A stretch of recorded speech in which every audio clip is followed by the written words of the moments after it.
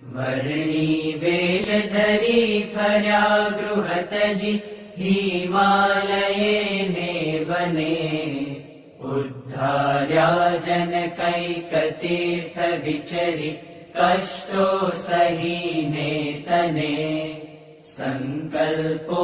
अभिषेक थी जनतणा जे नित्य पूरा करे वंदु श्री हरि नीलकंठ चरणे कल्याण सौना करे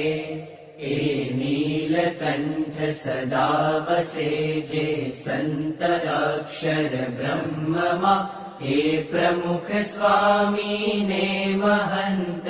स्वामी ने पद वंदना ब्रह्म रूपे श्री हरिना चरण अनुरागिये